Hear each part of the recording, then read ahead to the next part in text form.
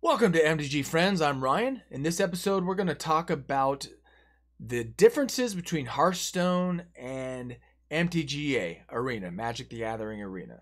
We're going to omit comparing them to the paper version of Magic because I think that it's out of the scope of this conversation. Paper Magic, I believe, is superior to both because you're in person. You get to keep the cards when you're playing them. You have the cards. There's something tangible there. There's value to those cards. In the digital realm, it's digital. You don't own those cards. They're in the digital realm. The company owns those cards whether you spend money on it or not. So in the scope of this conversation, we are literally comparing Arena to Hearthstone. Now, a little bit of background about me and why we're having this discussion. I used to be a legendary player in Hearthstone for a couple years. Every month, every season, just like in Magic, they would have a ladder that you climb. In Hearthstone, it was roughly 20 to 1 and then Mythic, but realistically it would reset so that you were at like level 7 or so, and then you'd climb the ladder. And it was a grind, just like in Arena, where if you end up at Mythic, when the season resets, you end up, I think, at I can't remember, not Diamond, Platinum or something, and then you start climbing the ladder again. It's competitive. You're gonna run into top tier decks in both sides of this. So I used to be a legendary player. Now I climb the ladder in Arena, and I typically every month, every season will go Mythic as well. Time permitting, of course, because as any of you know that climb the ladder, you got to play a lot of games. You got to do a lot of grinding. So I decided to switch from Hearthstone back to Arena, when it was coming out, mainly because of the randomization of cards in Hearthstone, but we're going to get to that in a little bit. So let's go ahead and start talking about the similarities and the difference between the two. First off, similarities obviously are they're both digital games. You're playing against other people and you have a life total. It starts at 30 in Hearthstone, starts at 20 in Magic. You both have a mana base. Now, the mana base in Hearthstone is very simplified. You're guaranteed you're going to have these gems that you can see at the bottom right corner. I'm going to go ahead and actually start this video to get a little background. You have these gems that start you at 1, go to 2, 3, 4, 5, etc., all the way up to 10. You're guaranteed to always get a mana. So your mana base is stable. It is grossly simplified as opposed to Arena/Magic because you're not dealing with lands. You're not dealing with multiple colors. You're not dealing with mana screw where, oh man, I can't play a creature because I don't have the right colors to play it. The creatures in Hearthstone are just a number value. It might cost you 9 gems, 3 gems, 1 gem, 5 gem, etc., etc., etc.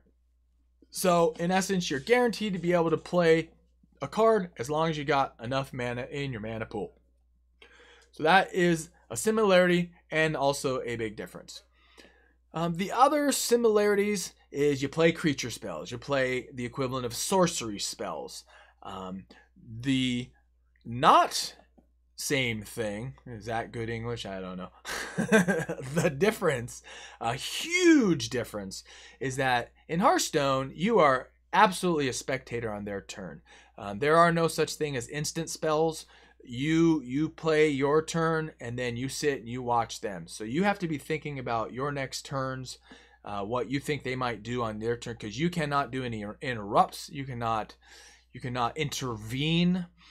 And the other thing is when you play a creature and you decide when you attack, you actually decide who you attack, whether it's the creature or the player, and you don't get to choose as a defender, oh, I'm going to block with this creature because that creature's attacking. You truly are sitting back and watching them decide how they're going to do it.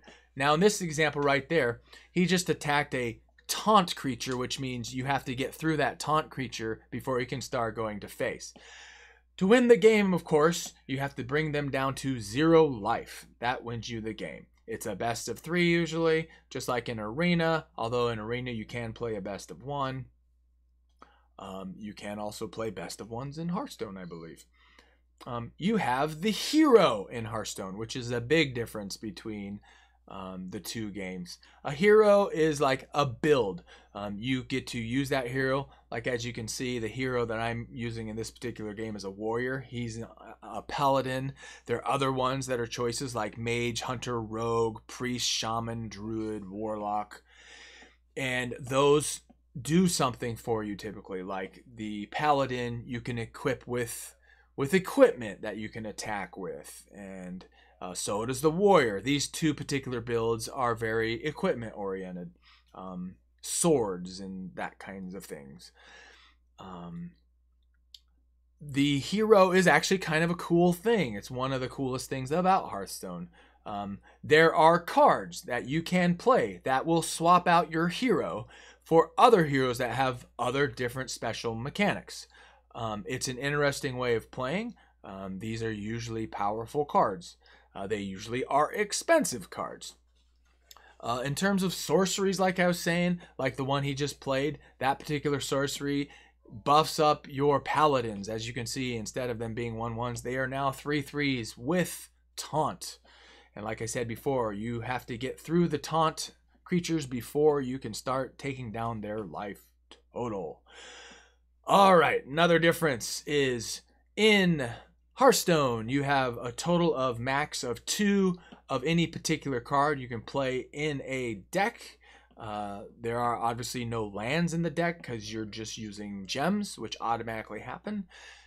In Magic, of course, you have up to a total of 4 that you can run in a deck. So that is a huge difference. Also waters down and simplifies the mechanics and the play of Hearthstone.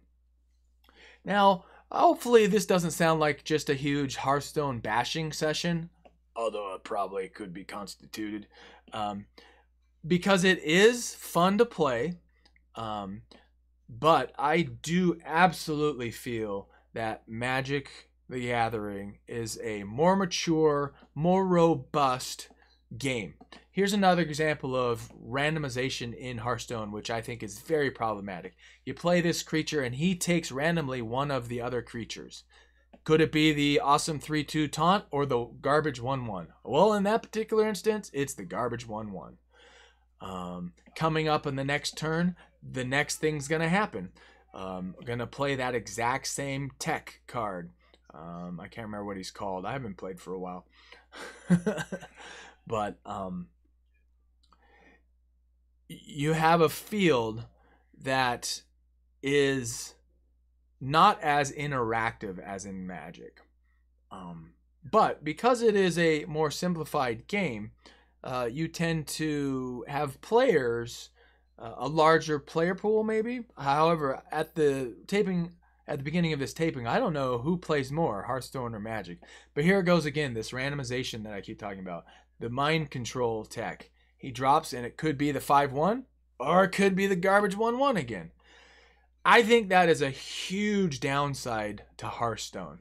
It is just aggravating. You might have a creature that you drop that says, hey, pull a demon outside of the game and put it in your hand. Well, that is a demon in the whole scope of their card pool. It could be the worst 1/1 garbage demon that actually damages you each turn, or it could be the best one in the game that is just a 10 drop and does all sorts of cool stuff. And you have no idea which way it's going to swing. It's a huge problem in that game. It is actually one of the reasons I quit and went back to Magic. I started playing Magic in the mid to late 90s. I stopped playing for a good 7, 8, 9 years. Picked up Hearthstone, kind of a way back in, I guess, without really knowing it. And once I got fed up with the randomization of the game and just the fact that you can play a perfect game over and over and over again, and you're really only going to be climbing the ladder at like a 55, at most 60% win rate. That's a lot of grinding, folks. Now, I'm not saying that's different in Arena, although if you're a very good player and you don't make mistakes and you play really good builds, you're probably going to skew that up a lot more. Now, if you have a different opinion than that, please leave it in the comments. I'm very interested to hear what you have to say. In summary, Hearthstone versus Arena. I'm going Arena all the way. It is just flat out a better game, more robust, more interactive. However, I do have friends and people who play both, and they like both. I do not have the time to be climbing the ladder on both. I prefer Magic. However, I did like Hearthstone. The RNG and the randomization of cards hitting the battlefield is ultimately why I quit playing that game. It kept introducing more and more into it as their sets kept getting released, and I found it more and more disheartening and frustrating to continue to play that game and to continue to put money into getting the cards needed to make viable sets. Now, the same thing goes for Arena. You will end up putting money into it, even though they are both technically free to play. You will end up putting money in either of those if you're wanting to play with decks that are at all competitive. So, on the flip side, at the tail end of this little discussion, I will put in an Arena game to kind of give the flip side of this for any Hearthstone players looking at this going, hey, I'm wondering if I want to play Arena over Hearthstone. I like Hearthstone, but I'm not sure. I'd really like to know if I should change up here. So I'll put that at the end. So anybody interested in continuing to watch that portion of it, feel free. Otherwise, please be a friend of the gathering. Hit the like button, hit subscribe. Love to hear from you guys, and see you at the next episode. Keep tuned for the Arena play and an explanation of what that's all about.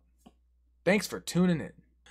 All right, let's continue the conversation. I just happened to pull up some video that I had done previously on a draft.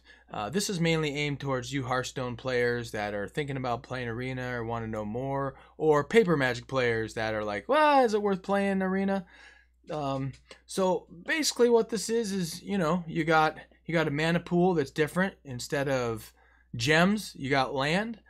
You got multiple land colors to choose from. So that's where that whole mana screw portion comes with, because each card costs certain colors.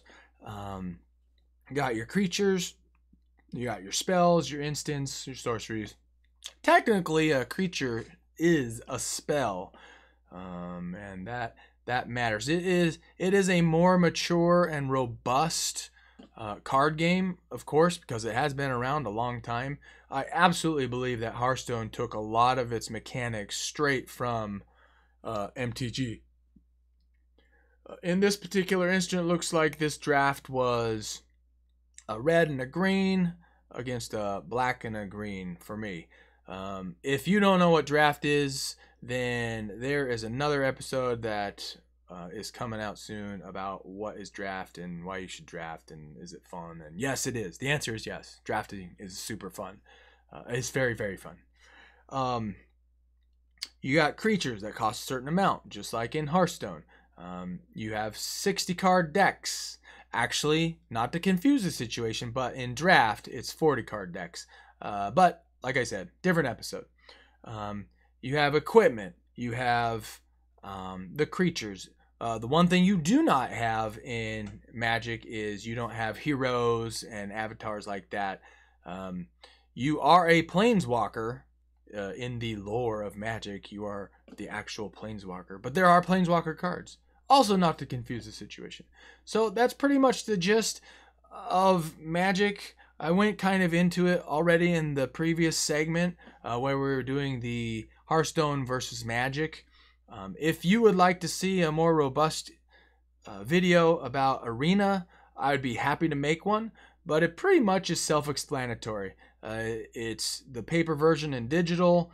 You play against people. They got drafting. They have ladder climbs. They have casual. It's technically free to play. It's a lot of fun. A lot of cards do a lot of different things. You can play 4 cards in any particular deck as opposed to 2.